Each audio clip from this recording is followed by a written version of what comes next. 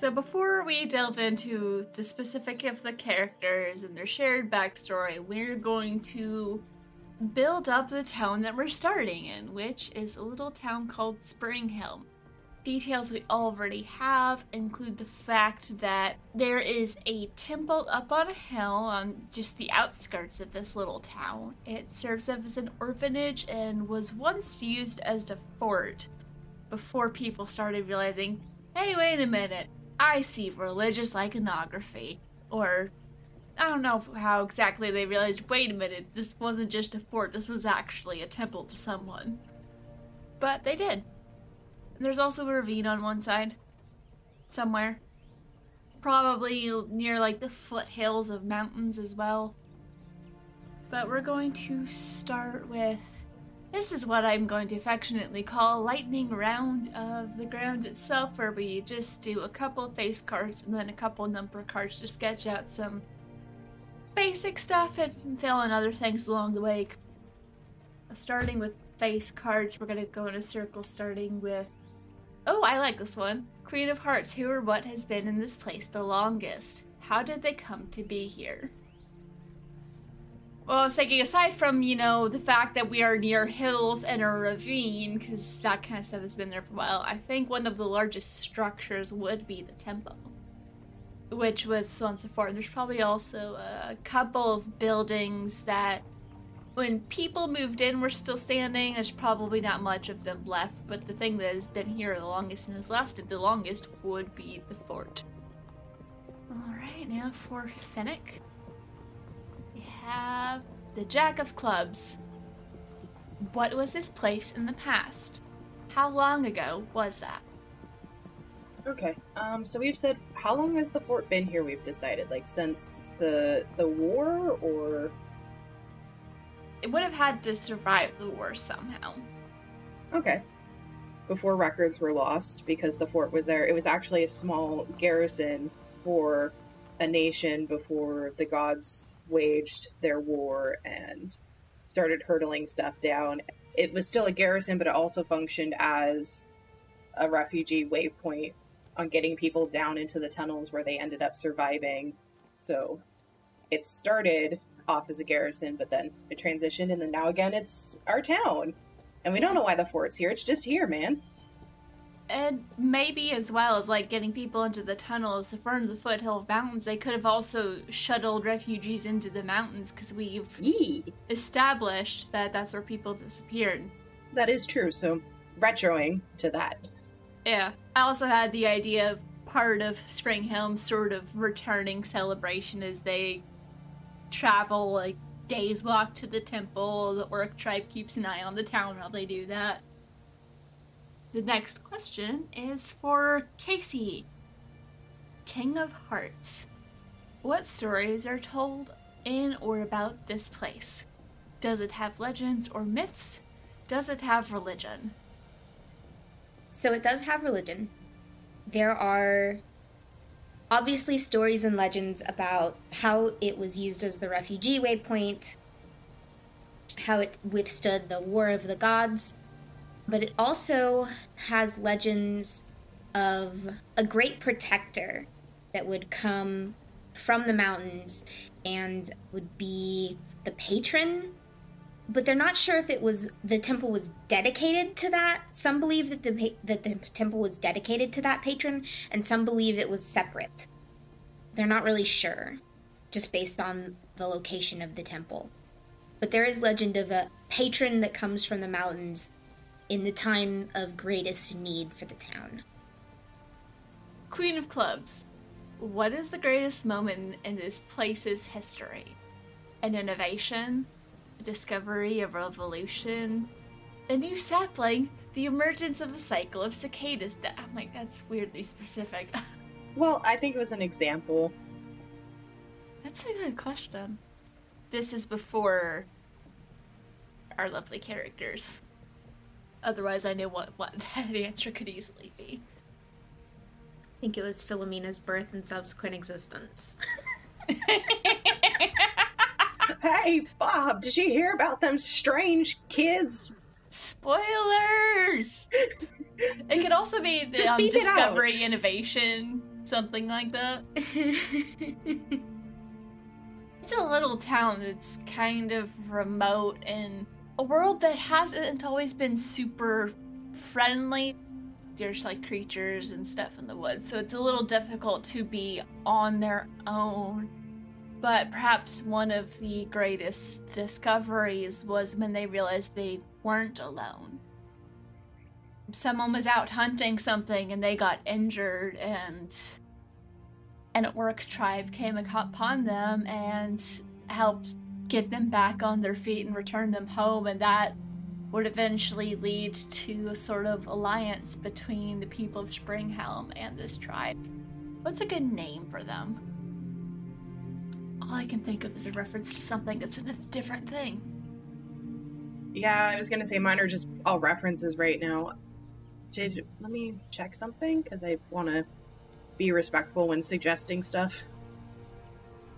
That ends up becoming very important to them, and they're able to learn from each other. They're able to, like, help take care of and protect each other, which ends up being a very good thing for the people of Springhelm as well as the tribe.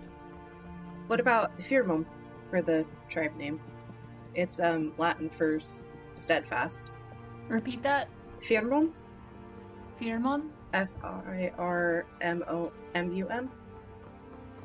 Firmon. I like that. Yeah. And it fits them very well. And one last one. Queen of Diamonds. What is valued in this place? What is it known to have in excess? You can get literal or philosophical with this. I have a suggestion. There are mountains. Could be a mining town. I was gonna suggest some sort of like mineral mining, but also that the people are really known for their hospitality. I like that. They're a little bit out of the way, so if you end up wandering around there, sure, they'll be there to help take care of you. They have plenty of places, and they literally have an orphanage on the hill. So now we've established a bit of the place. And that could loop back to the first question that we skipped. The biggest point of contention is who gets control of the mines.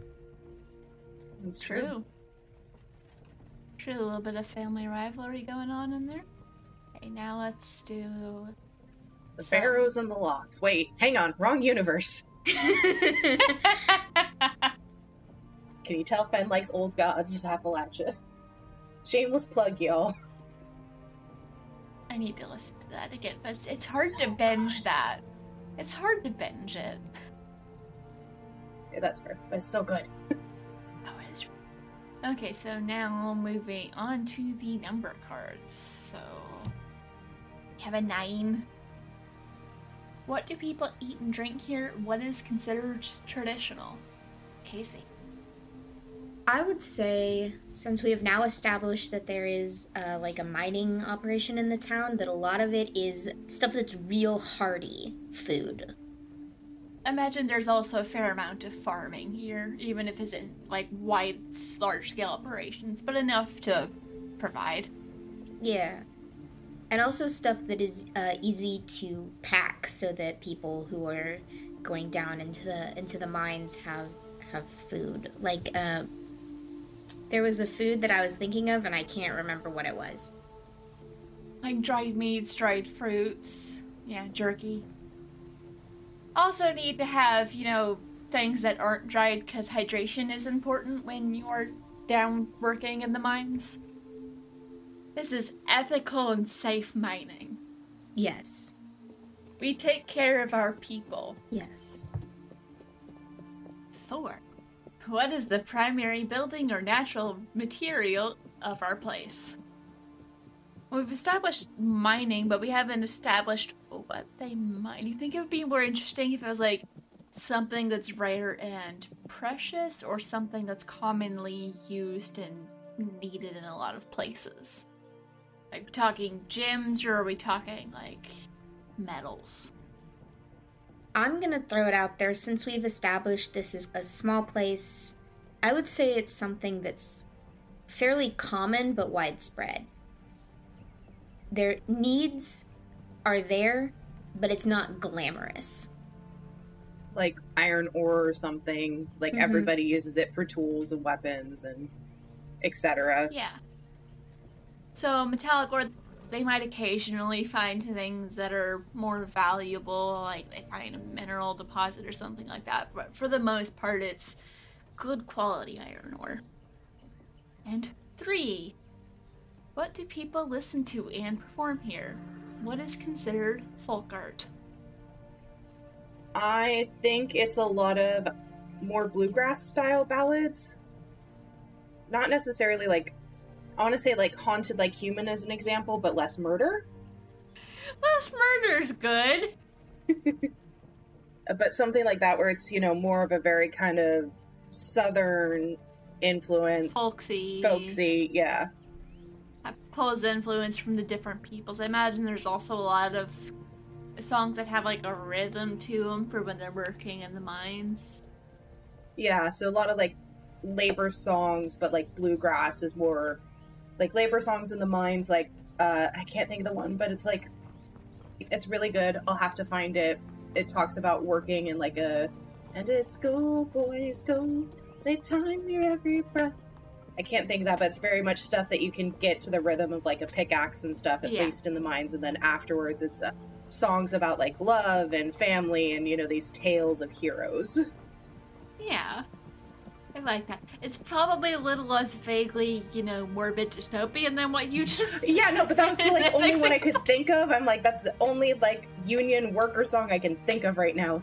So sorry, listeners. I'm trying not to bring doom and gloom to this. That's my job.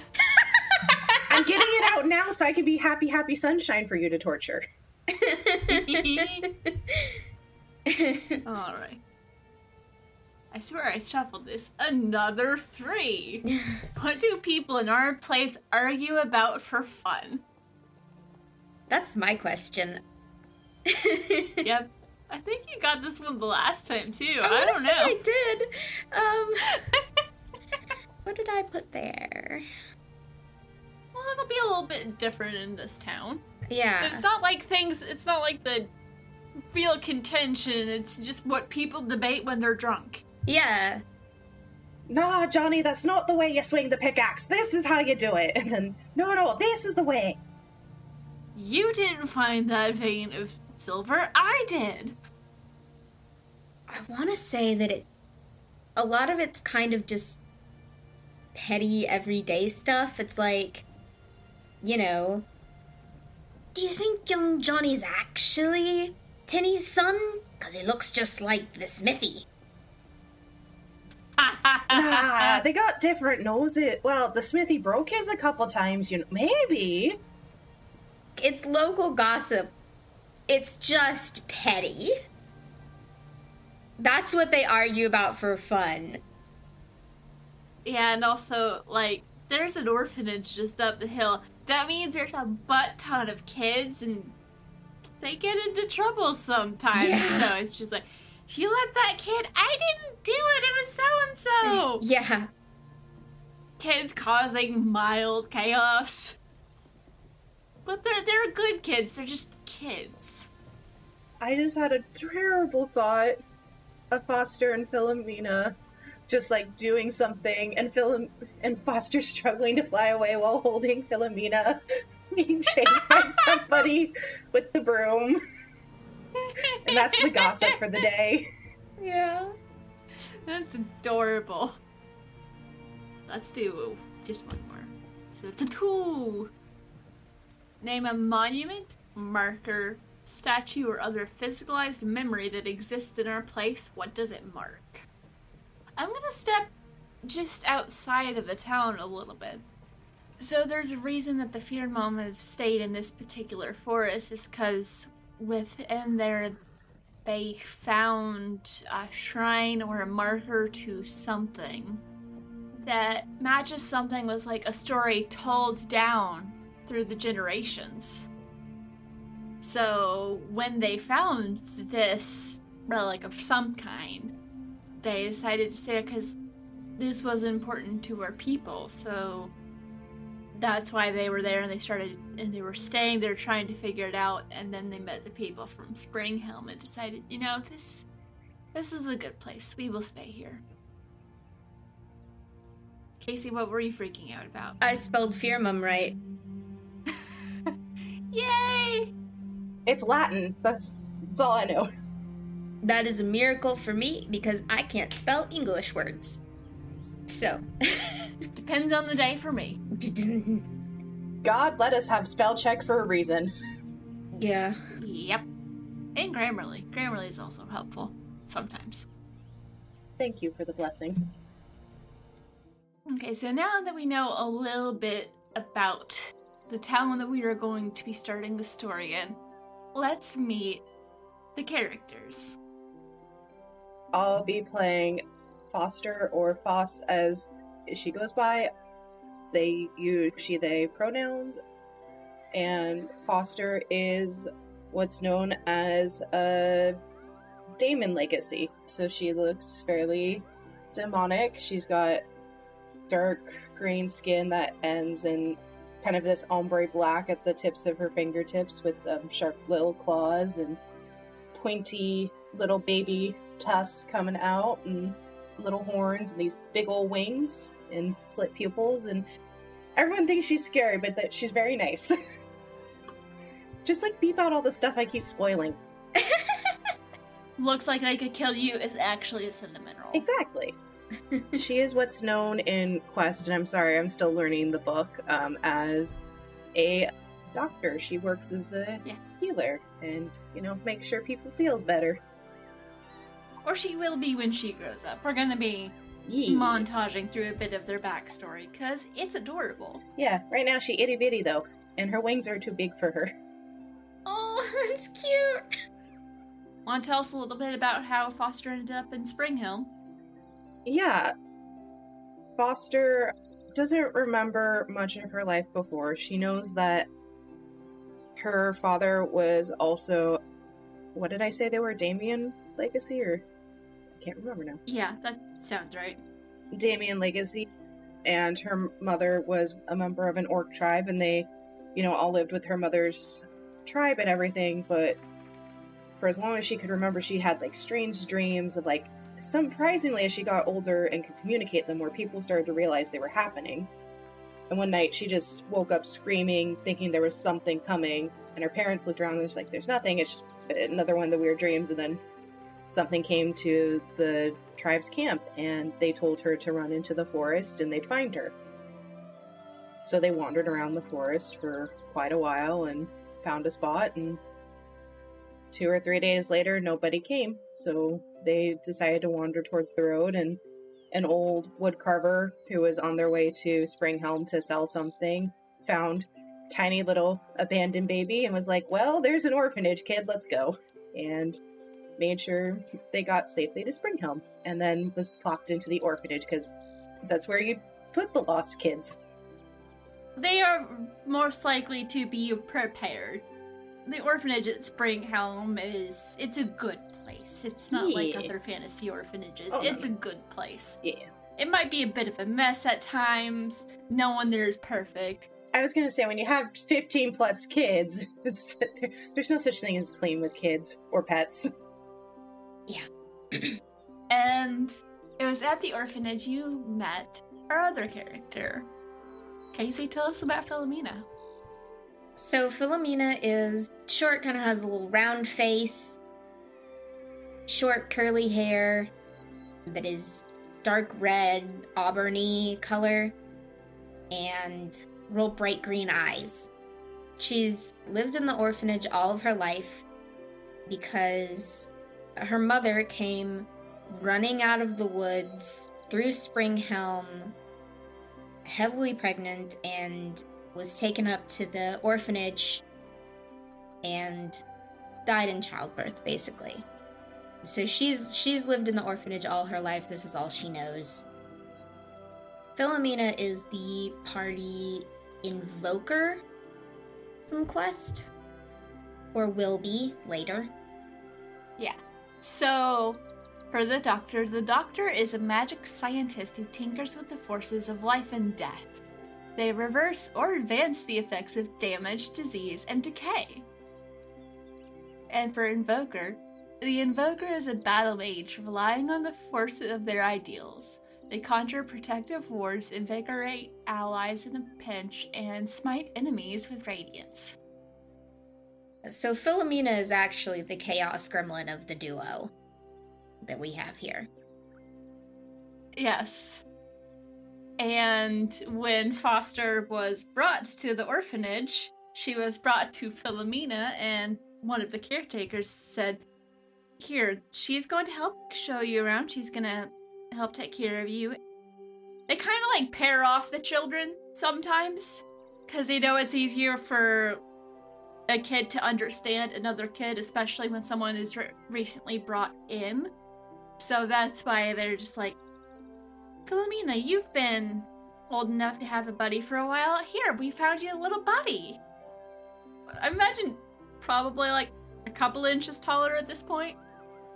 Yeah, they're probably about, I think what we decided, like 8, 9. So. Oh, 8. Oh, I thought you meant like height. No. Like age. Okay, yeah, that makes more sense. Sorry, brain. Probably got a couple inches on her. Yeah, because halflings, I think, even at that age, are still like, 4 or 5-year-old height. Yeah, so you're probably like 2.5 feet tall, Philomena. Yeah, still pretty tiny. Hoss is probably a good, like, 3 foot?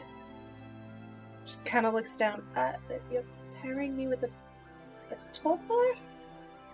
Excuse you? Hides behind caretaker's leg, like, nope. Come on now, Philomena. Remember, give her some time. She's new here. She'll figure it out, and she's gonna need your help. She's trying to, like, gently encourage Foster to stop hiding behind her leg. Little claws into the fabric like a kitten. Just hesitant peek out. This caretaker, she looks like a normal human, but as you're, like, digging your claws in, you might have accidentally hit skin, but you hit something that feels kind of like scales. Gets fair, like, tink tink. Does that, like, kid thing where they get distracted by, ooh, new thing. Yes, come on now. Go on, say hi. Introduce yourselves. Philomena, I'm 9. So Foster just peeks out. I'm... Hi. Because she doesn't remember her name. Well, do you have a name? And shrugs. Look up at the caretaker.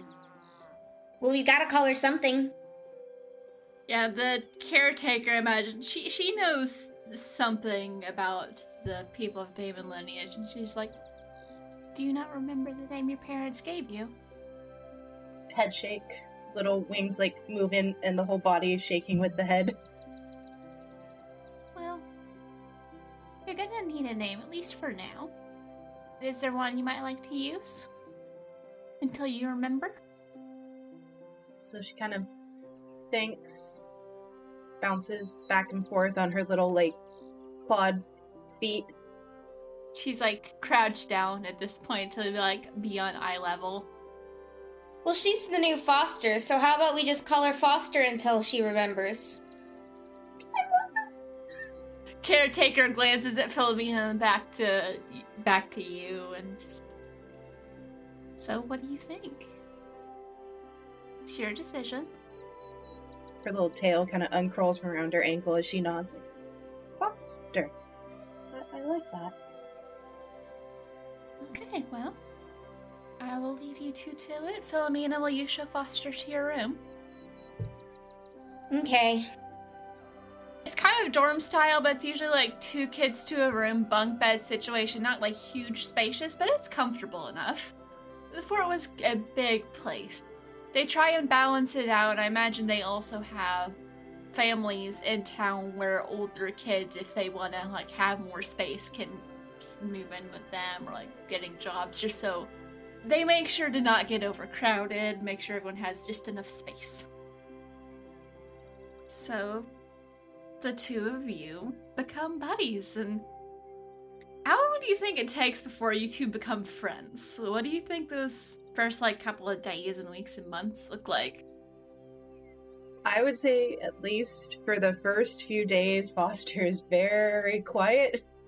Very much wings wrapped around themselves, along with tail curled against their leg, and just eyes everywhere because new place, I don't know anyone, and does the anxious puppy thing where they latch on to this is my human.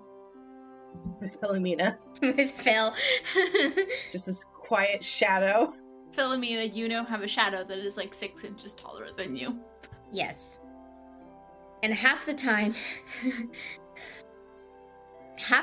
is spent doing things that Philomena believes will make Foster uncomfortable, because she has not had a person who is that clingy to her before, so she's a little uncomfortable with this. So she's almost trying to get rid of Foster and be like, I will do a thing that will make you so uncomfortable you'll leave me alone for 10 seconds. Kind of thing. You have helped with new kids before and stuff like that, but this is the first time you've had someone as a roommate. Maybe your previous roommate aged out or went somewhere else. Yeah, they were significantly older than me, so they aged out, and we weren't really close because the age gap was just, It was friendly, but not best friends kind of thing. They still check on you sometimes. So, does Foster continue to hang around even when I'm... She does go away for a bit, and then it's just kind of very slowly the cat creeping back in. In the corner of your eye, you just see Foster peeking around the corner. Pretty much. So, I want to throw something out there, and you can feel free to say no if this is not a part of the backstory that you like. But I'm going to say, during one of these times when you got separated, a couple of the other kids who are kind of brats start picking on Foster a little bit. Probably. And Philomena's kind of a miscreant, but she also is very much, not about that. So she hears it, and she's like, hey, you leave her alone. Yeah, they're poking at your wings and maybe trying to step on your tail. They're just being little shits. Yeah, and because in the tribe, I imagine they're tiny children too, so she's used to baby orcs trying to tug at things, so she's trying to be nice about it. Please stop. I don't. Ow! Please stop. Please, thank you. Hey! What do you idiots think you're doing? And the kids just, they're gone. They've just immediately, you turn to look at Philomena, she says that, you turn back, and they're nowhere in sight. Finger, thank you. Why are you just letting them mess with you? You're big enough that you could tell them to stop. I don't want to hurt anyone. They'll get over it. If they start messing with you again, come and get me and I'll hurt them for you. I thought you didn't like me. You get too close, because Philomena does not sugarcoat things even when she was a kid. You get too close, and I'm not used to that, and I don't really like it very much. But nobody deserves to be picked on for things that they can't help. Oh. Got it. Okay. Got it.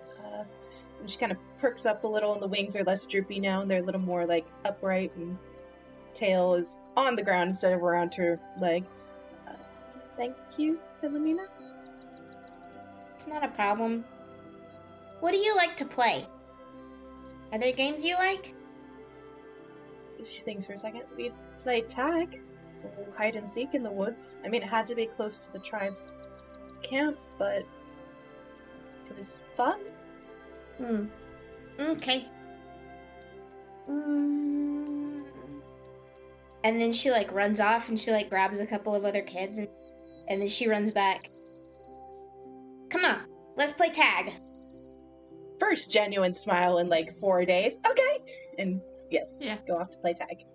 Kind of picture maybe there's like a courtyard or like a sort of roped off playground area, maybe just outside of, like, there's designated play areas that people know are like safe, and there's usually someone watching just in case someone gets hurt and all that. And it's the start of a friendship, and I picture at some point we have a little montage of Philomena teaching Foster, like, basic how to protect yourself.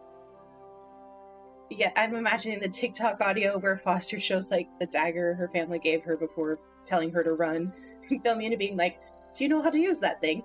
Yes, the pointy end goes into the other man. We have That's a lot big of work basic. to do. Yeah, I feel like some of the other kids get in on it too. There's usually at least one adult watching, if somewhat not super approving, but also you need to learn how to take care of yourself, but also, do you have to do it with... Actually, no, they don't let you do it with the knives. They give you, like, little wooden practice ones or something. That's smart. That's a good point. Yeah, they give you, like, little practice weapons, the ones that have, like, padding, because, like, they get it, but also I don't think they totally take the knife away because they understand it's important to you, Foster, so they don't take it away, but, like, it stays in your room, it stays in the sheath. So I think during this time when Philomena's teaching her to fight, I think she teaches Boss how to fight dirty, like, you have a tail, use it to sweep someone's legs. Mm-hmm. You have a tail? How well do your wings work? You can air at them, and you have claws. If someone gets you up close, use them. Things the cinnamon roll would not think of doing. Mm-hmm. But Cinnamon Roll is learning from our adorable little Chaos Gremlin, who looks absolutely adorable. She's teaching you how to hit a man so he goes down. Yeah. Here's the thing. Halflings are perfect dick punching height. And kneecap Yep. stealing. You can't fight fair when you're a halfling. It just doesn't work. No, it doesn't work. When you're at least a foot shorter than everybody else, you gotta learn to do whatever you can. Instead of sucker punching them, you just headbutt their stomach. Mm-hmm. Which, your head hurts a little bit more than your fist does when you slam it into their gut. Mm-hmm. Foster does her best. Just the most unexpected pair of terrors in the world. See, the thing is everyone expects it to be Philomena, and then it's Foster, like, smooth talking it over, like, I don't know what you're talking about. I'm sorry, can we help you look for who did it? I mean, that's awful.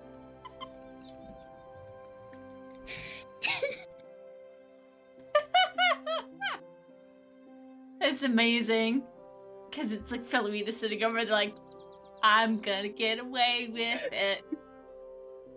Philomena trying and failing not to be smug. I think the only one it doesn't work on is who's ever running the orphanage, who I imagine is a much older person, Sure. and just looks at them like, an eyebrow You raise, like, two. really? Again, you two. It's one of those things where as long as you're not doing anything like genuinely terrible, like you're still gonna get like extra chores or some kind of slap on the wrist. And they try and help you redirect that energy to less troublesome things, but some people just have it coming. Also, some people don't expect it. I mean, it's not our fault they left out their mining uniforms, and there was the medieval equivalent, fantasy equivalent of super glue.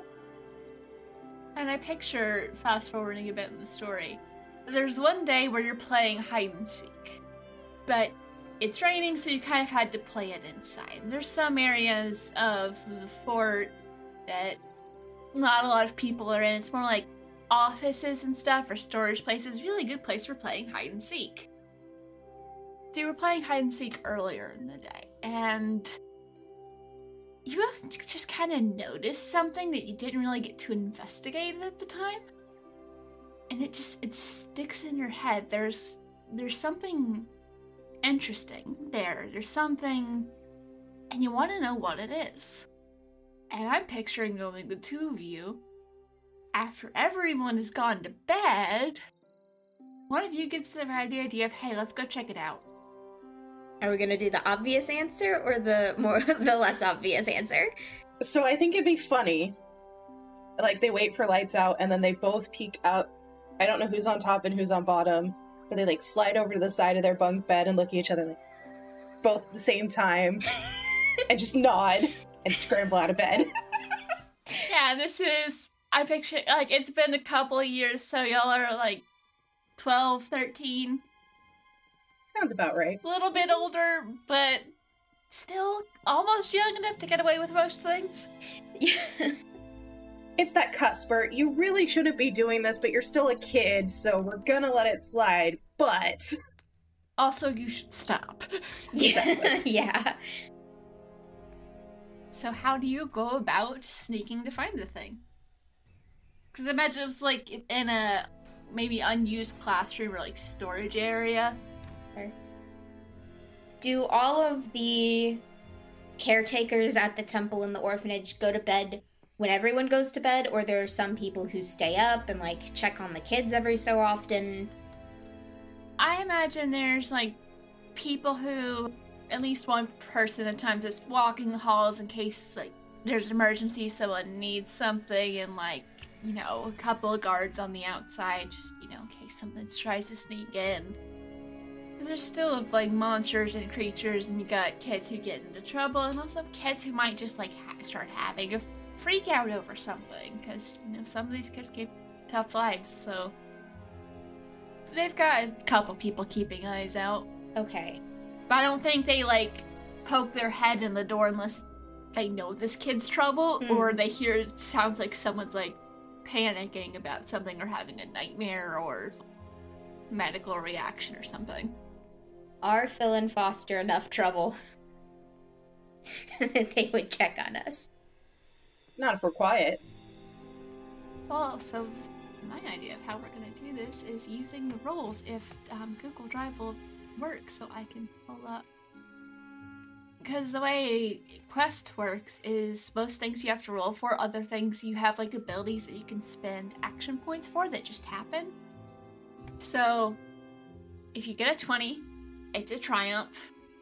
Works perfectly, maybe get something extra, the best possible result. 11 to 19 is a success. You do what you're set out to do.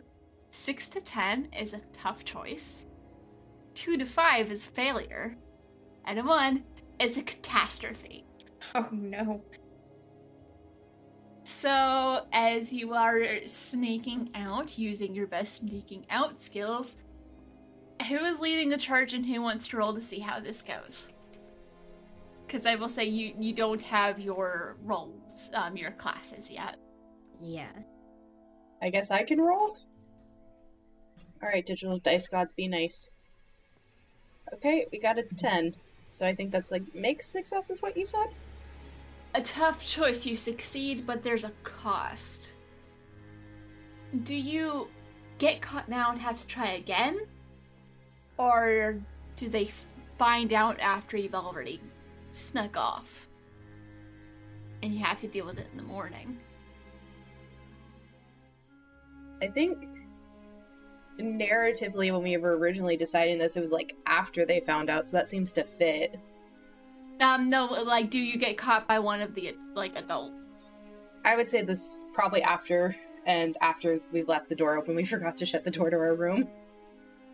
Yeah, you think you made it out good. No one catches you as you're sneaking through the hallways. You're able to get where you're going. But unbeknownst to you, the person who's, you know, circling the halls and keeping an eye on things, and notices, like, you left your door open. They poke in to see if everything's alright, and you kind of forgot to, like, pop up the pillow so it looks like there's still someone in your bed.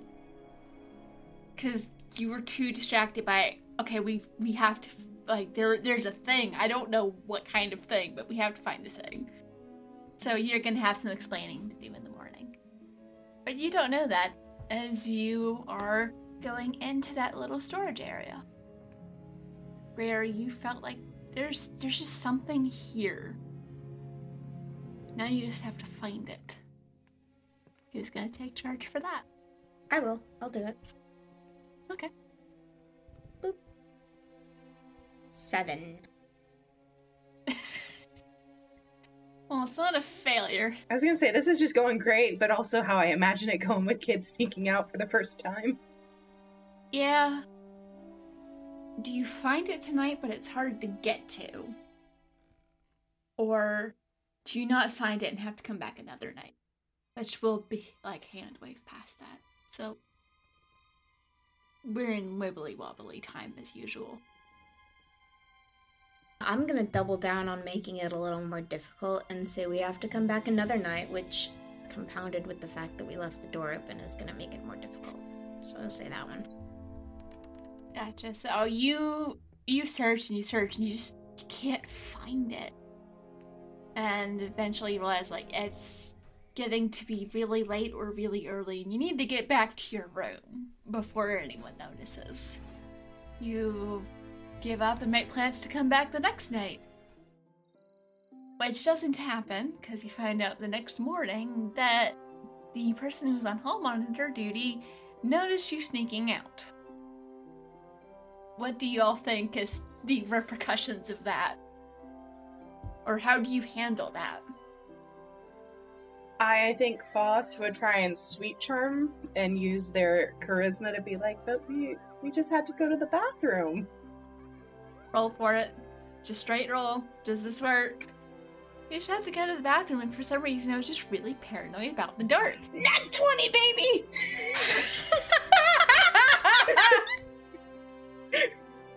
Oh, that's good. Okay. Like, Foss doesn't think it works, but she tries. They 100% buy it, and not only that. So the next day they have a sort of like chore chart for the kids and like different jobs and duties around the room. So the next day you're just like, okay, well, we're gonna have to sneak in the next night. After you talk your way out of trouble, your assignment for the day is to go and clean out that room. Foster just wide eyes looks at Philomena like, dude! That shouldn't have worked! And probably Philomena's just like smacking like her thigh like, shut up, shut up, shut up!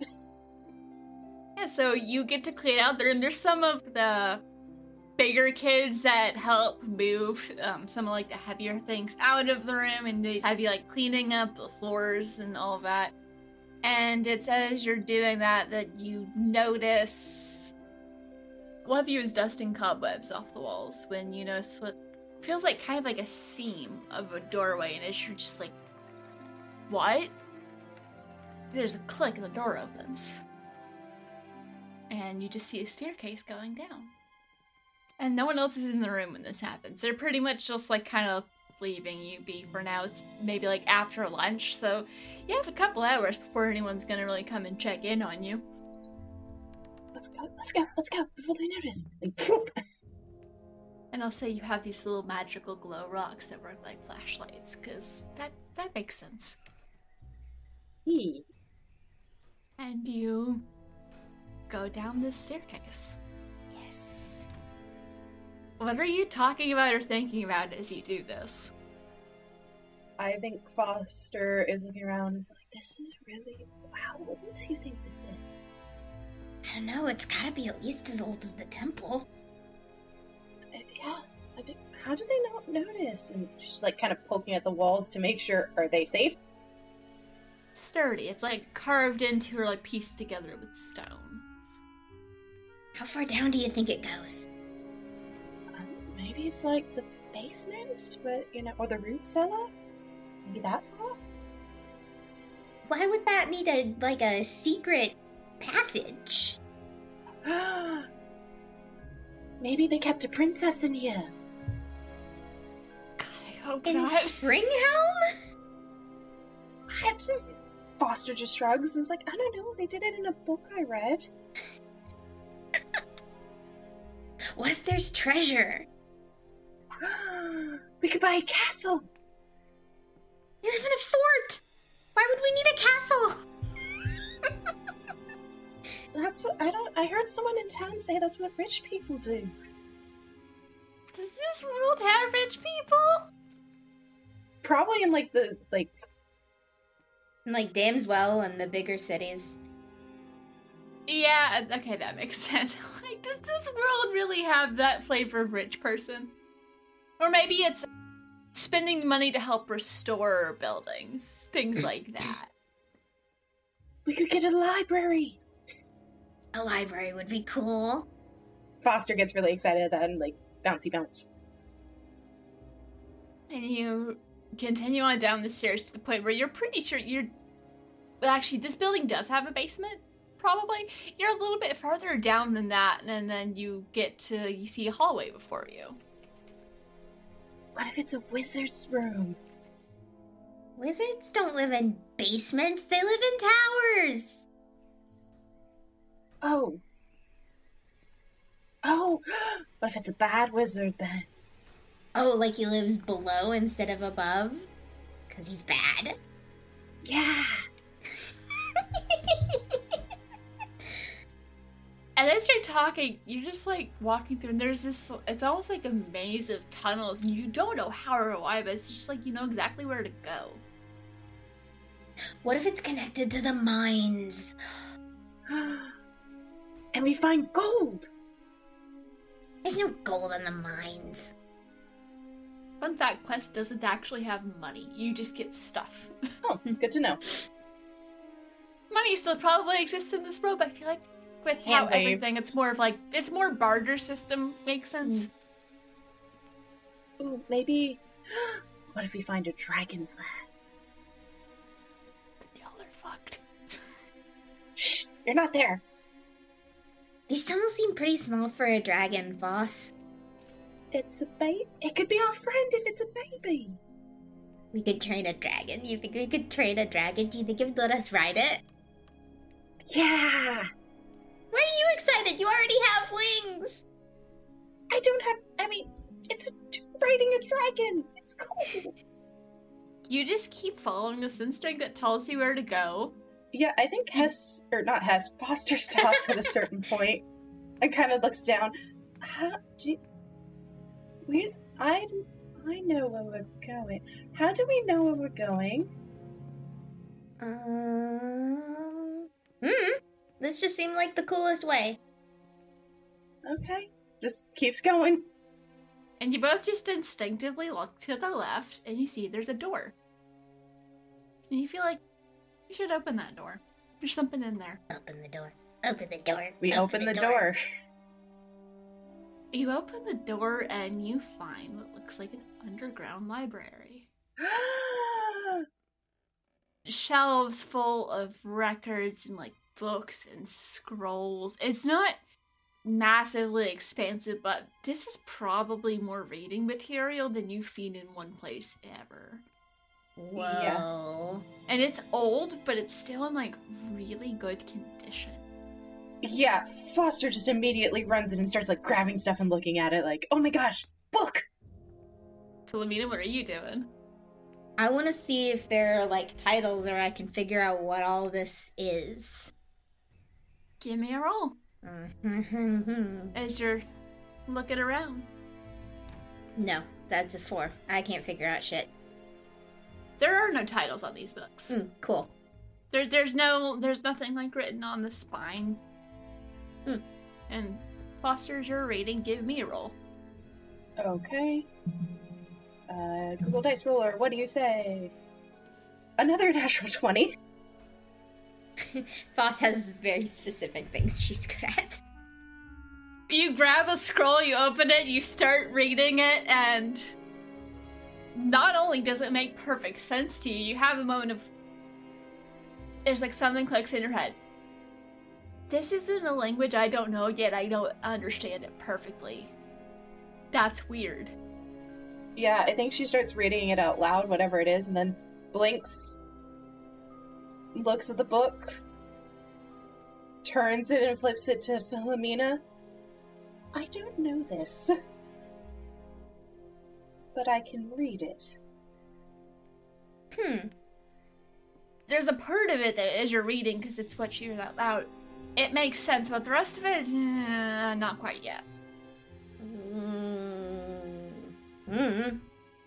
Doesn't make sense to me. You can read that one paragraph, and you know they're both written in the same language, but you cannot read the second paragraph right now. Actually, you can make out some words. You've learned some of the lexicon, but some of it's still fuzzy. Because that would be how that works. That would make sense if that's how that works. Please take your next Duolingo lesson.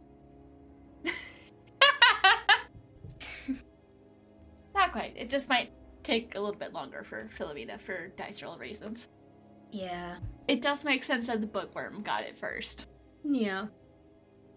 We've tapped into her two skills, guys. Being a cinnamon roll and bookworm. Pretty much, yeah. How much time do you spend down here reading before you go back upstairs? I feel like Philomena has to drag Foss away. Because, like, okay, we've been in here a while, and it's to the point where they've missed dinner. So thus, concern. Foster. Foster. Hang on, just one more paragraph. I'm hungry. We can come back. Come on. But they're talking about a king. Dinner. But... We can come back to this later, Phoebe. Sighs, closes the book, goes to put it back, and then is like, nope, carries it with her.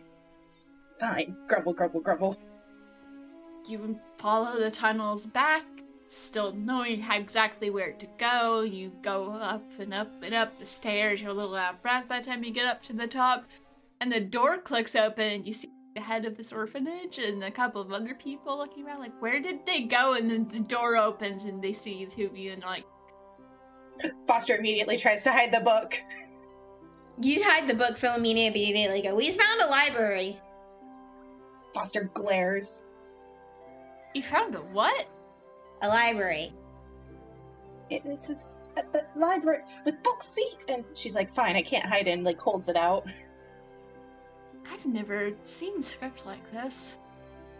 It's a lineage book. It's about kings and how they were in the area, and a list of their deeds and how long they reigned and married. It's kind of boring, but it's really cool. Like, one of them fought an ogre. It was really neat. That's what you were making me miss dinner for? You didn't ask me to read it out loud. You understand this. Uh-huh. Everyone's surprised by this. Looks at Philomena. She can understand it kind of too. Sort of. I recognize, like, this word, and, like, I get most of this sentence here. I don't know this word or this word or this word, though. Just looks at the adults. Hand out, can I have my book back? They hand it back more than a little shocked, but you are happy to find they are not upset with you for wandering down strange tunnels. Secret tunnel. And over the next few years, you learn more about it. You're able to kind of mark the way so other people can come down. You have to... Other people can learn the language, but they don't know it like you do. And Philomena, you also come to be able to read and understand it. To an extent. Just because you can understand it and, like, read it like you would read common language, that doesn't always mean you understand what it's talking about, kind of thing. Yeah. Yeah, I was gonna say, I'm sure there's things that Foster is confused on, like, I don't know. Looks at the adults and, Years pass, you're able to share more knowledge, and pieces of it talk about history from before the War of the Gods, and then... Well, actually, most of it talks about the time before the war. This time is completely lost. There are no names for any of the gods, though. There are some where most of the book is disappeared. But there is a reference to different minor gods that people in other towns have discovered, because information is shared around the town. The two of you may not be super familiar with it, but the more you read, the more you know about it, and your ability to understand and connection to basically whatever's going on in this temple kind of puts you in a bit of a leadership position as you grow up. What do those years look like for the two of you? I feel like there's a time, because they're still being kids and rowdy teenagers, someone yanks them aside and is like, oh good, it's time for etiquette lessons. To try and make them better at leadership. Yeah. As you grow up, you do grow out of some bad habits, or like get better at hiding some things. Yeah, probably. I feel like Foster, as more time goes on, that leadership is kind of stays in the tunnels a little more, like developing a lexicon for people and like trying to make it easier and help make people's lives easier, and has to be dragged away some nights, like bed, sleep. Yeah. I also picture, since we've established there's an orc tribe and you are half orc, you do spend some time, like you might go spend a day out with the tribe, and even though you are not of their tribe, they still accept you as one of their own, and they teach you things. It's almost like a home you don't remember, but it's not the only place that feels like home. Yeah, I imagine it's kind of bittersweet for Foster, because like they really enjoy learning about that side of their heritage, but they know it's not quite theirs. Yeah. They come back a little bit subdued every time. They always share and answer your questions to the best of their ability, but from what you can tell, they don't know or have not encountered the tribe you described from what bits and pieces you remember. And what do those years look like for Philomena? I'm gonna say what happens for Philomena is that there is a traveling mercenary, sort of, who comes through town every so often, who is a monster slayer for hire, basically. And she becomes quite, not necessarily taken with the person, but wants to learn how to fight from them. A mentor character for Phil. She starts learning how to fight more properly, more structured. That also sort of solidifies, because this person is, I know I said mercenary, and like monster slayer for hire, but they are doing it for unselfish reasons. They don't charge exorbitant rates. It's not like a protection scheme or anything. They are being paid for their service, but they are doing it because they genuinely want to make the world safer. Yeah. So they start honing the moral core that has been there, but has really sort of been under the scampiness. The scamp, yeah. Well, you can still be tricky and clever, but... Yes. Look at the Belmonts. Yeah. And Philomena never loses that scrappy nature. Yeah, scrappiness and her... How do I describe it? That to the point honesty that she always has. Directness. Yeah, directness. And being direct can be good. Mm-hmm. Say it like it is. Yeah, Foster when you need something said flowery. Yeah. It's not brutal honesty, but it is... You're straightforward. Straightforward. This monster hunter does help you. She teaches you tricks, and while they may not be halfling, they have fought with halflings before, so they teach you some tricks and like things that they've seen other halflings do. Fighting style that makes the most of your size. Because you may be tiny, but you are... All of the fight me is just condensed. Oh yeah. Oh god, what is that book called? The birds? Yeah. Yeah. On the 3 ounces of whoop ass, that bird. The bird meme. You know the one. Yeah. I was just like, there's a bird meme about it, but I couldn't remember which one it was. All I can remember is I would sell your soul to Satan for a corn chip. That's not the one. That's not I it. know that's not the one. That was the only one I could remember, though. Gosh, I forgot what that book is called. Anyway. They also encourage you to continue with your studies because you're smart. And when they find out about your ability to understand this stuff, like, you must be something special. Just don't give up on that. But also, don't let anyone push you around. As they rumple your hair and head back to their local camp. And then you grumpily go home. Mm-hmm.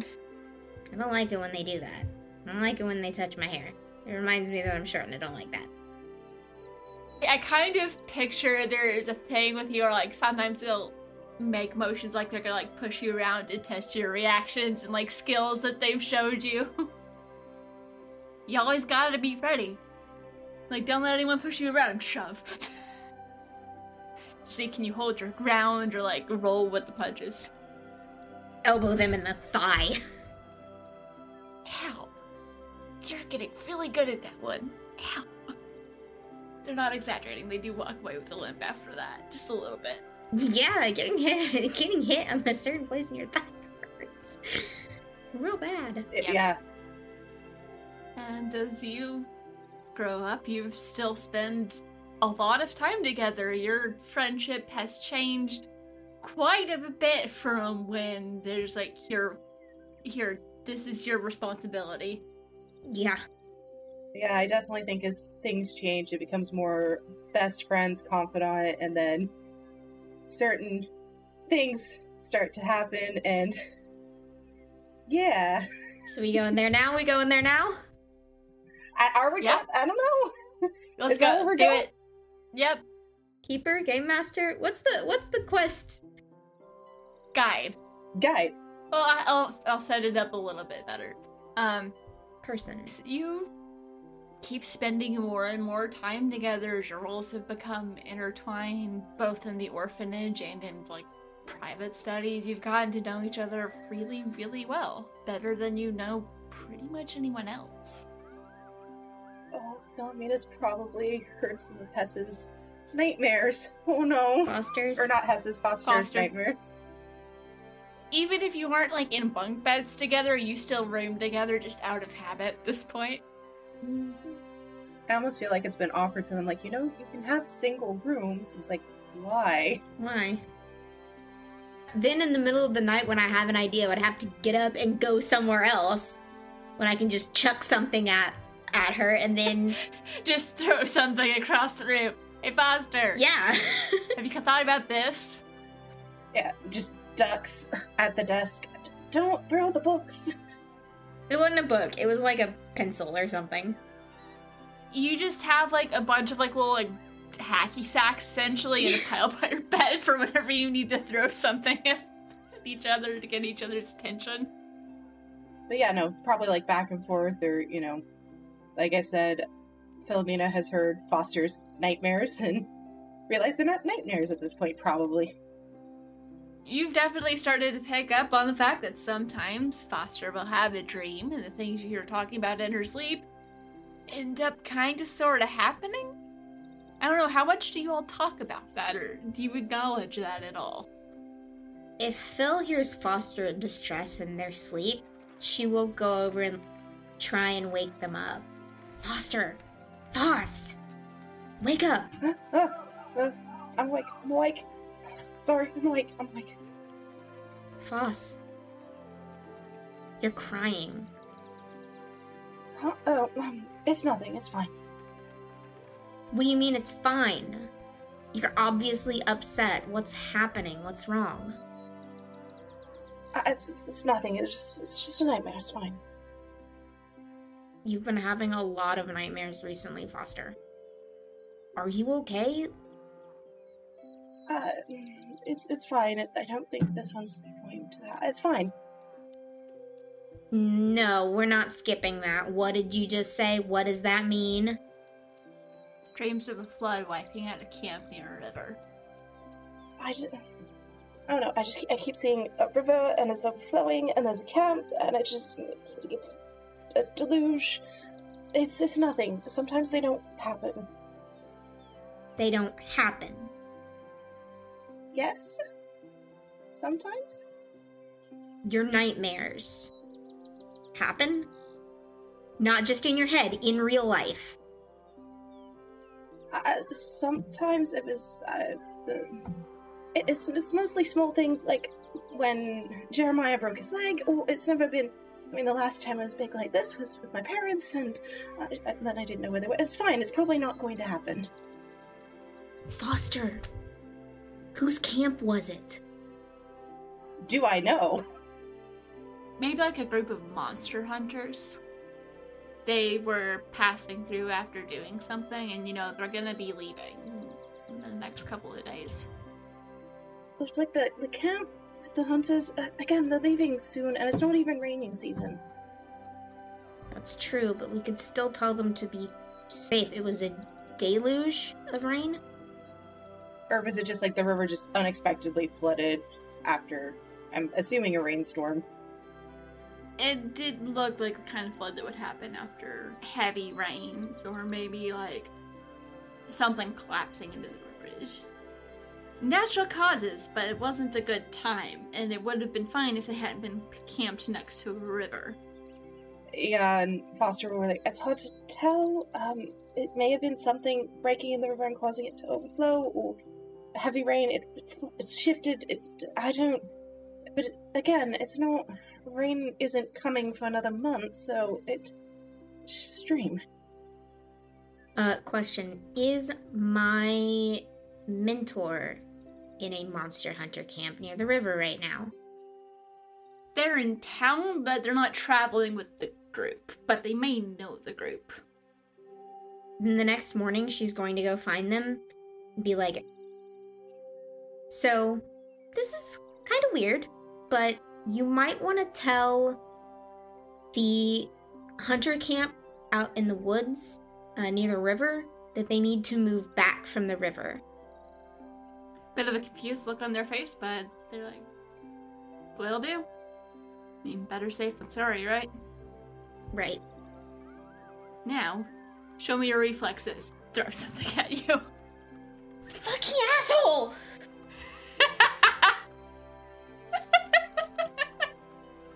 And you find out later that night, we've established that there's a ravine nearby.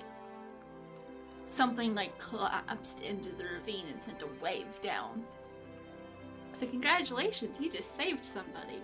Now for the cute thing. Cough, cough, cough. Oh yeah, that. The cuteness. Yes. It's just Foster and Philomena, and we're in the library, and it's getting later. Y'all are probably like in your 20s by now. Yeah. And we're both sort of studying. Well, we were, but Philomena is distracted. So instead of staring at her book, for the last few minutes she has been staring at Foster. Who has no idea. Not been paying attention in the slightest. They're very absorbed in the book, and they have a journal next to them. And they're like, one hand is on the book, like pointing, and then the other hand is writing with a quill. Or pen? I don't know, what do we use in this world? Quill. Quill sounds cooler. Yeah, a quill, and then like kind of takes in, is like tapping the quill against like the side of their cheek, unaware they're getting ink on them as they're thinking. Just has that like scrunchy, thinky face. And then goes back to the book, flips a couple pages, and then sees something, quickly scribbles it down, and just does this for a little bit. And Philomena is just watching you get ink on your face, and she's just staring at you. Chin on her hand, completely not paying attention to her book at all. That she is supposed to be doing basically what you're doing. I think after probably like a good 5 minutes of this, Foster finally senses key, and someone's looking at me. Looks up. Looks at Philomena. Are you okay? Did I forget to feed you again? Do I need to go get food? Phil? Hand wave like, hello? You're so beautiful. Did you know that? Oh, I'm sorry? You're beautiful, and I love you. Yeah. Blue screen right now for Foster. Just mouth open, trying to process. Finally, brain kicks back on. I think I hear the matron calling. I should go check. I'm gonna just bolt.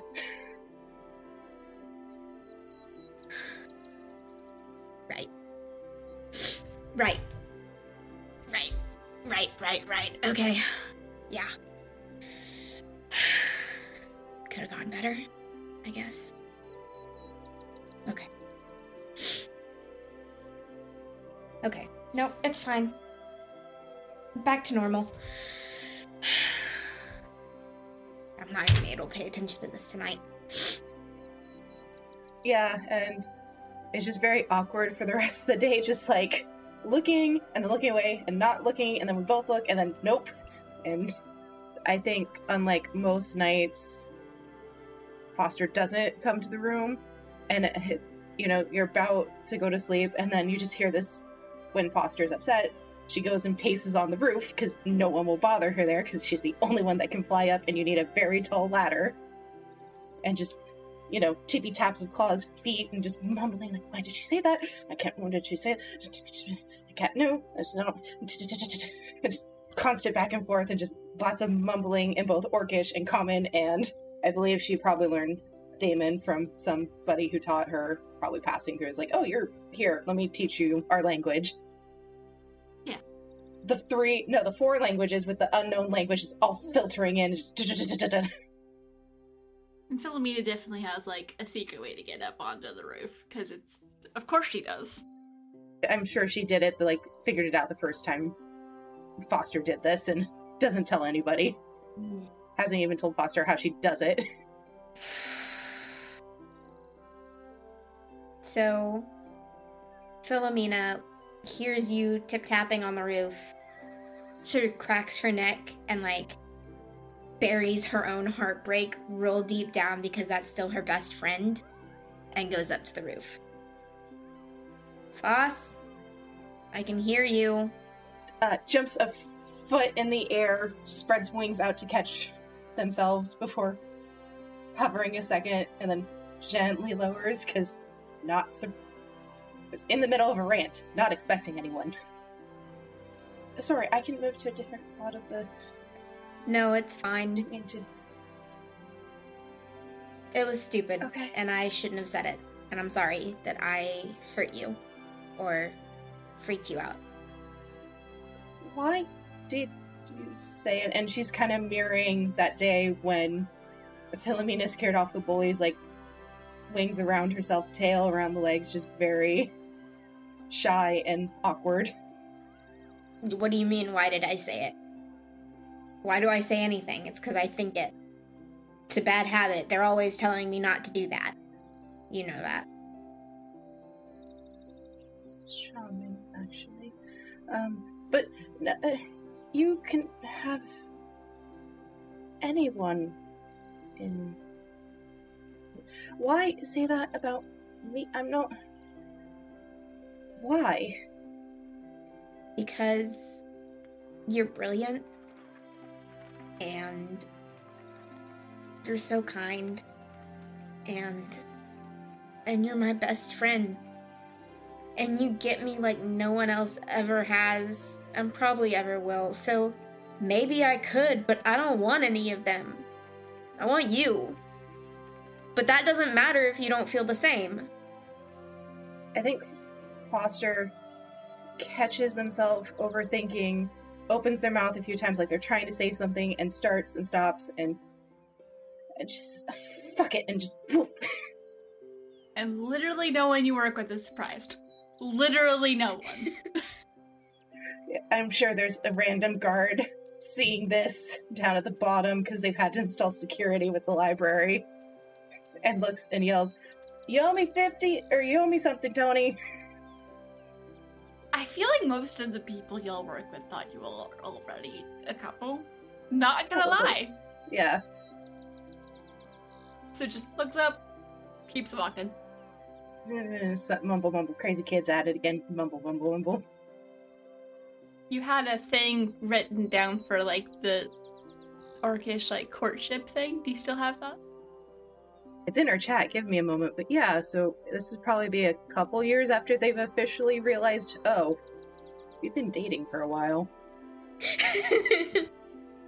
But yeah, so Foster goes at some point to one of the teachers for the orc tribe and asks them, you know, how to do the thing.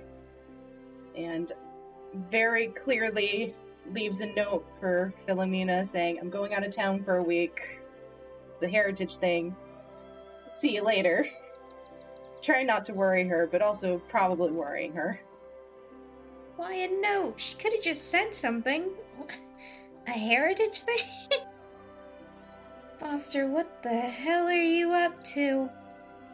She could have just talked to me if she needed to go do family work stuff. Like, that's never been a problem. Why did she just leave a note? To which I think probably, I know I said the matron, but I don't think we decided. The keeper of the orphanage. Actually, that's good. The keeper probably looks over and just chuckles. You know what she's like. What? She has her way that she wants to do things, and some... You've met her, right? Yeah, but she's always just told me when she had to go do stuff. I don't know, sometimes people just do irrational things when they're in love. Have you met Foster? I don't think she's ever done an irrational thing in her life. Unless it was something I suggested. I mean, she is friends with you. That's y'all's fault, actually. I didn't choose my assigned partner, y'all did. So, you know, I can put that one firmly on you guys. That was actually my predecessor, but I do have to say, it did work out well, didn't it? For me, for y'all, not so much sometimes. I don't know. You want me week off chores. Don't bet on your children, that's rude. In my defense, someone else offered the bet that works outside of the temple, so I just took him up on it. At least the keeper isn't asking us when we're giving him grandchildren. Please don't say that as I'm taking a drink of water. My bad? So, why did Foster sneak off to go spend some time with the orcs? Yeah, so there's it varies from tribe to tribe, but there is a week-long courtship ritual that you have when you ask somebody to marry you. Because Foster went to stay with her cousins, as she's taken to calling them. And then, you know, very, very early in the morning of the first day, she sneaks back into the temple, even though she doesn't have to. And outside the door of the shared room, puts a full water skin and some wildflowers that she picked with a note that says, "May you always know that I will share my water with you," and then sneaks out really quickly. You hear the tippy tappies. Yeah, that probably wakes Phil up. The very familiar tippy tappy scampering away from the door. I give it a second, and then I open the door. And I kind of look. You do have a familiarity with the tribe and some of their traditions, even if you aren't super familiar with this one. You're able to, like, kind of context clues, but also, what? This is an orc thing. Okay. Anyway, I put the flowers in a vase and I put it on my desk. Aww. Would Philomena ask anybody, or would she just kind of be like, eh? Nope, this is a thing that Foster is doing. I'm gonna see what the heck is going on. I'm not gonna spoil whatever surprise or whatever she's cooked up. Yee. So, next morning, same thing, super early, sneak down. Question, is Philomena a vegetarian, or does she eat meat? Philomena eats what is put in front of her. Omnivore. Got it. So yeah, Then the next day, Foster sneaks back in, and there's like I was gonna say towel-covered plate. I was like, we don't have tinfoil in this universe. Hang on. How would they keep things warm? A towel-covered plate, and then knock, knock, knock. And again. And there's a note attached to the towel, because I keep forgetting, and it says, may you always know I have a meal for you. And it's like, since it's breakfast time, like, a very traditional orcish breakfast of like smoked meats and gathered veggies and probably like a little, like another little skin of like brewed cider, like the non-alcoholic kind that can be heated up. Again. Cool.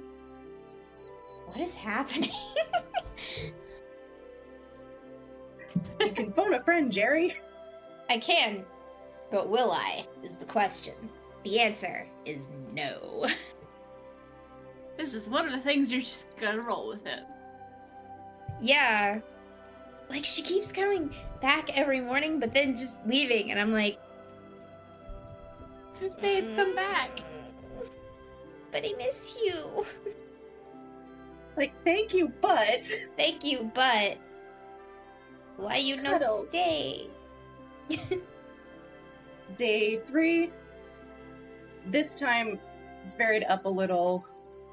Foster waits until, like, the midday meal when you're not there. Just to kind of shake it up a little. I will say, Philomena was, like, waiting outside, was, like, waiting right in front of the door, like, from... Like, she there's almost a pattern happening, and now she was, like, waiting for the knock, and it didn't happen. She's like, okay, cool. Gotta keep you on your toes. Yeah, always. And then, comes back, and it's this brightly wrapped bundle of, like, in, like, Philomena's favorite colors of clothing. And it's, like, clothing for all different seasons, like spring, summer, fall, and winter, with a note attached to another bouquet of wildflowers that says, I will do my best to keep you comfortable and warm and safe through all seasons. So you come back from lunch to that. I put the flowers with the other ones. And I take the clothes and I lay them out, and the ones that are, like, most appropriate for this season, I don't know what season we're in. We're in whatever. There's still flowers, so, like, probably end of summer, beginning of Like fall. spring. Or spring. Spring works. Spring. The ones that are spring I set out for the next Aw. day. And then the others I put away. Yeah, so if Philomena doesn't phone a friend at this point... Nope.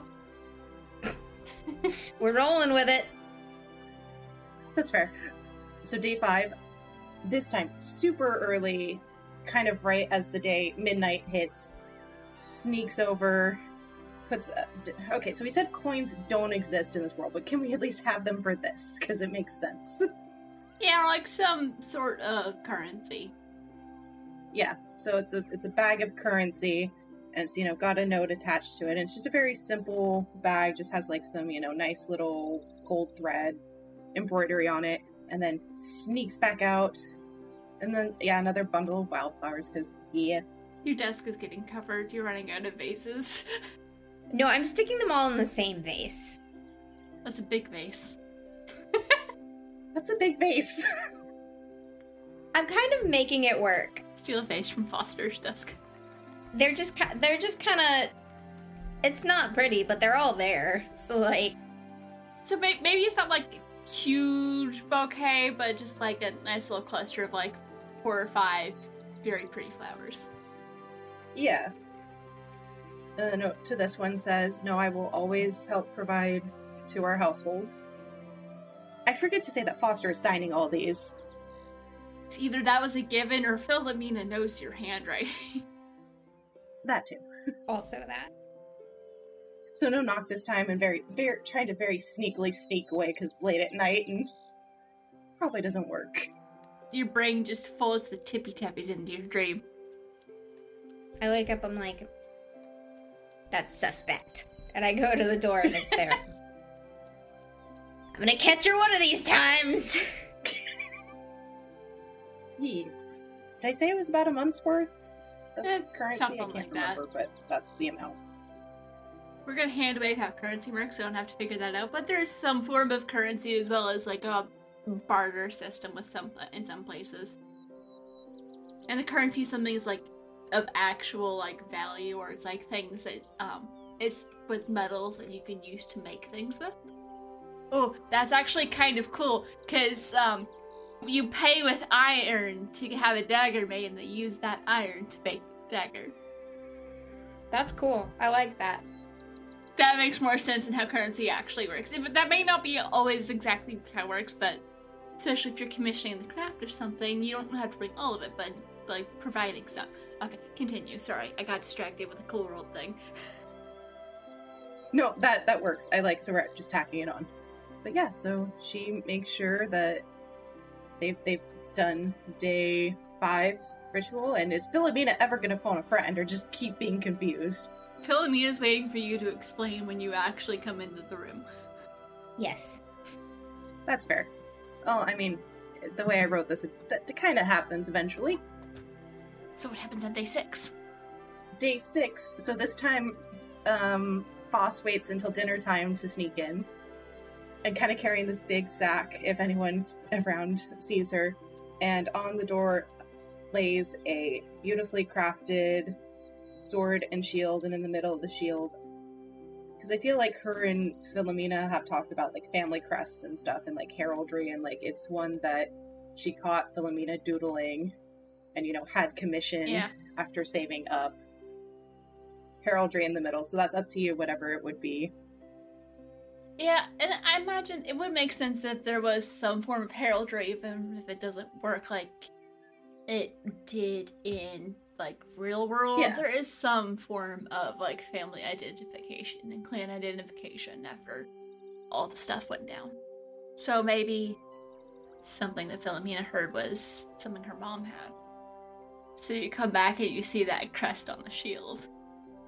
Yeah, and there's a note like next to it, so it's not obscuring the design and the, you know, the customary wildflowers. And I promise to defend and fight for you all our lives. I'm gonna say it was like a locket. That had the mark on it. Or like a pendant, not a locket. A pendant. Because a locket implies pictures, and I don't want any of that. But like a pendant that she had. I have an idea for what if instead of in lockets, instead of having pictures, you have a piece of paper with the name of the person, a name of someone important. No. Oh. Fair. I just thought that would be a cool tradition for lockets in this world. Okay, here's the thing. It could have been Philomena's name inside the locket. Because I don't really care about Philomena's family. That's not important to me or to her. Yeah, but that's how they got the name. Yeah. So it could still be a locket, and lockets in this world, you just put the name or like just something that reminds you of the person that's special to you and that's near your heart. But also, because we've established like names are kind of important, and the names of the old gods are just gone, and that's why those gods are no more. Because their names have been wiped out, so. Yeah, okay, cool, I like that. Anyway, it was on this locket. The one I was doodling, though, I gave it wings. I don't know what it was. I don't have a design in my head for anything, but I gave it wings. Like Foster's. Oh, you started doing that subconsciously. It took you forever to realize, oh, that's why my brain keeps doing that. Yeah. Also, wings are cool. And then on the very last day, day 7, Philomena sneaks in before breakfast when she knows... You mean Foster. Sorry. Foster sneaks in to the room when she knows Philomena is still asleep, and kind of like a little bit before she's about to wake up, and puts this blank journal on the desk. It's leather bound in Philomena's favorite color with that same symbol that was on the shield embossed on the front of it, and then a very nice set of quill and inks, and, you know, places the note and the flowers on over the journal. Very carefully tippy taps over, forehead kiss, and then tippy taps out. Can I roll to see if I can grab you? Do it. Roll for it. That is a 12. A 12 is a success. It's not a triumph, but it's a success. So you do not get to sneak away, Foster. Well, I didn't plan for this. So I think probably as Foster's, like, turning away, Philomena probably grabs her wrist and, like, I don't know, we can say yes or no, but, like, slides their hands together and, like, holds it like, hi, where you think you're going? Good morning, my love. What is happening? Foster just looks a little shocked, kind of looks down at their hands, looks back at Philomena, back at the hands, back at the desk, at the door, kind of does the, like, triangulation of how am I getting out of this one? Not yet? No explanation yet? Foster's eyes kind of widen and then gives a little, like, sheepish smile and, like, just raises the held hands and kisses Philomena's knuckles. Like, I promise it will make sense tonight. Can you just trust me a little longer? I pull your hand back and I also kiss your knuckles and I go, okay. See you tonight then. See you tonight, and actually leans down and gives you a proper kiss before. Okay. Goes back to sleep for a bit and then wakes up again. Yeah. That's fair. Philomena finally wakes up and goes over. If she reads the note, it says, I promise to always listen to your hopes, dreams, and your fears and be here for you. This is so cute. Tonight then, I guess. And you try and focus on work that day. No. I was gonna say, and there's even a worse part that's gonna make it even harder. There is a teenage orc child that comes in dressed very nicely and, like, clearly ceremonial, kind of like heraldry, messenger garb at lunch, and finds Philomena and nods and is like, a foster adopted of clan Fimar requests your presence at the lake at sundown. Okay. Should I do the fancy get up too? The teenager kind of breaks and looks really, really giddy at this and nods. It's like, yeah. Okay. All of your coworkers are just, like, starting to get giddy too, and they're looking at you, and you get to feel like you're getting a makeover this evening. Oh, gods. What are all of you laughing at? The teenager opens his mouth and probably gets someone going like this at them. Just doing that, no, don't spoil it. Nods. Shoos him away, and it isn't something that happens every day. We're really excited to see it. Whatever it is. You get the feeling they aren't entirely sure, but they're going off of context clues. I am sure at this point they've had, like, orphaned orcish kids and have seen a ceremony similar, so they kind of know. All of you are highly suspect, and I don't trust a single one of you. Okay? Okay. When you go into your room, there's, like, 3 different really nice dresses. And, like, some other, like, nice clothing that looks like something you might actually wear. They're still on the list, but I don't actually own anything else this nice, so we're gonna go with it for now. Yeah, there's, like, a couple of different styles. It's all stuff that actually kind of fits you, looks like something you wouldn't be super uncomfortable in. And there's also just, like, notes for if you don't want it, like, weird to leave it. So then it'll get back to its owner. So you don't have to directly interact with people about this. Poor Philomena. Foster really should have given her some warning. Yeah. Oh no, that was just people that you work with that did that. Yeah. These are true. coworkers, so this is like... No, but I meant warning of what this all was going to lead to. Yeah. Oh yeah. I mean, it's not like she's not gonna show up, but... Oh yeah. So the thing about Phil is that you won't often find her wearing dresses, because she likes... Generally, she'll be wearing work clothes, you know, for working around the temple or with her mentor. All 3 of these clothes are dresses, because it's easy if it's a little too long to pin up, basically. They should all be around, like, roughly the right size. They're halfling dresses. So she picks one in sort of autumny fall colors, which doesn't really match for spring necessarily, but are colors that sort of complement the red hair and everything. And then goes to the lake at dusk. Yeah, so because Foster wanted to do this right and made it a little extra, there's like a path, like once you start to get towards it, that's like of candles that leads towards this sort of like little cliffside area to where you can see the lake. There's a bit where she sees the candles, like, I feel a little bit like I'm gonna get ceremoniously sacrificed. God, I hope not. It's romantic. It's like in the books. It's cute. But also vaguely creepy if you didn't know Foster was part of this. Yeah. If it was literally anybody else, you'd be like, no way. Okay. Okay. Trust your girlfriend. Trust your girlfriend. Trust your girlfriend. Surprised I was the BBG all along. Please don't actually make that. No. I have other ideas, That's but fair. no. So yeah, Thank so you. eventually you get there and it's this kind of, there's like a circle of wildflowers in a semi-half circle that you can step into, like at the edge so you can overlook. And you don't see Foster there. Okay. Now I'm just standing in a circle. And once she enters the circle, you hear the whoosh, whoosh, and Foster comes down wearing, if you've seen, I'm trying to think of the best way to describe it.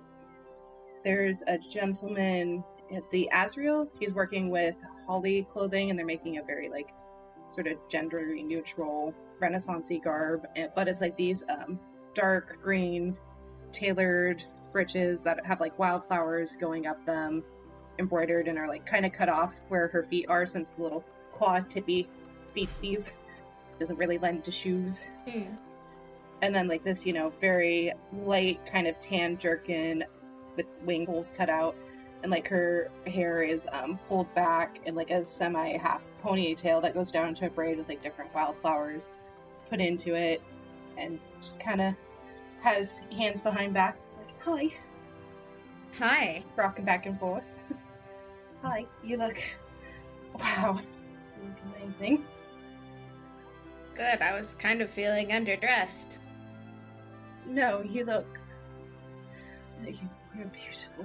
Very, very beautiful. Yeah, I get used to it now. It's not gonna happen again soon. Kind of chuckles and flashes both her, her tusks. Maybe. I'm sorry to not tell you what was going on. It's, Yeah, this week has been interesting. but you accepted the gifts, I imagine? I mean, I wasn't gonna turn down gifts from you. That's good. In that case, this makes this a little less awkward.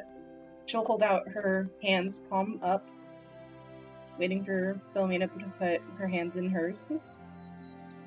I stare at her just long enough to make it a little bit awkward.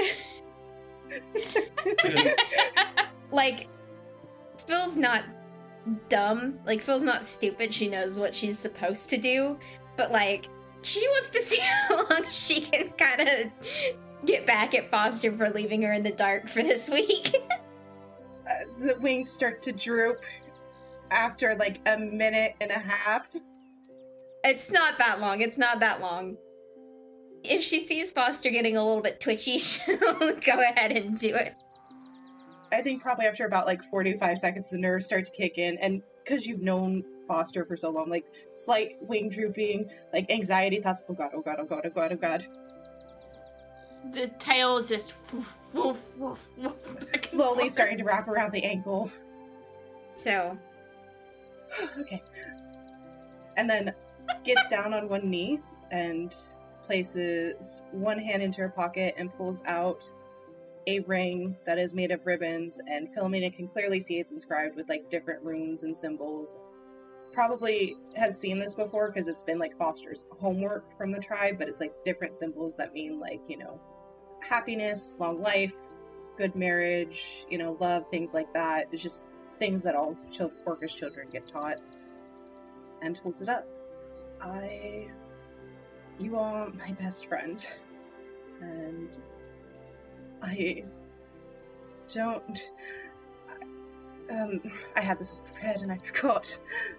And it's kind of like trying to find the words, but you are my best friend, and I cannot imagine spending the rest of my years without you by my side. For better or for worse, for everything that comes. Would you do me the honor of being my life mate, Philomena? Of course. Everyone is crying at the moment. Yeah, I feel like there's like a group that is like sneakily like come into around to watch. Couple members of the tribe there to make sure a monster doesn't like sneak up behind you or something. Probably, and there's probably like one of them has a communication device, because once the temple and the orphanage realized what was going on, it was like, slap, slap, slap, we need to know the second it happens. Some of your sneakier friends have followed you out here. Yeah. So once that happens, Foster gets the biggest grin on her face and pulls Philomena into a kiss, and like doesn't mean to, but accidentally whoops them into the air as they kiss. Oh. So do y'all have a big wedding, or is it just small? Or do you think your coworkers let you get away with something small? Foster would try to push for small, just because they're both not. Despite being leaders, they don't like the... But I don't think the town or the tribe or the coworkers would let them. Well, small wedding, yes. There's still a party. There's still a pretty decently big party that you'll probably sneak out away from after like 30 minutes to maybe an hour. Just nope, too many people, done. Yeah. And I will say the braided band of ribbons that Foster gave, she has her own matching one, and then at the wedding, they're exchanged for the actual rings, and the proposal bands are put on a necklace that each of them, it's traded, you get your partners, and it's put around your neck. Oh, probably a little bit of magic on him to, you know, waterproof them, weatherproof them. Maybe you all, either get moved to a bigger room or, like, get a house space of your own outside of the temple. Depends on what y'all want. Do you think you stay living in there, or do you think you get like a house that's like 5 minutes away? That's a good question. Yeah, because I feel like for Foster it's become home. Yeah. And like doesn't want to leave all the little kids and for Phil, this is everywhere. This is the only place she's known ever. Fair. So you basically get moved into the matron's room, which isn't, or well, I don't know if she would have, the matron would have had the biggest room, but you get moved into like a bigger room where you stay in the same room, but the next 3 years are great, and we'll pick up the next time as you're preparing for the returning ceremony, the returning festival, which is something all towns celebrate. This year's a little different, because there have been rumors going around of an army, which there hasn't been an army in Trefos ever, really. I mean, there's hunters and guards and stuff like that, but rumors of an army that's been occupying towns, moving into towns. No one's sure what they want, or if this is actually something that's happening or what's going on, but there's something strange going on. That's not concerning or dream-causing at all. Yeah, no, we'll get to your dreams next time, but you're not too worried, but it is on your mind. And we'll see what happens with that next time. Thank you for listening to The Rise and Fall of Gods, and stay tuned to find out what happens next. If you don't want to wait, you can get early access to this and all of our other shows by supporting our Patreon at patreon.com/pseudonymsocial. The Rise and Fall of Gods is a Quest actual play DM'd and produced by Brianna Jean featuring Casey Glover, Fennec Foxfire. Rise and Fall of Gods is part of Pseudonym Social, a creative podcast network changing reality one story at a time. If you enjoy our show, please leave us a review on your preferred podcasting platform and tell your friends about us. To find out more information about this and our other shows, check out our website at pseudonymsocial.com.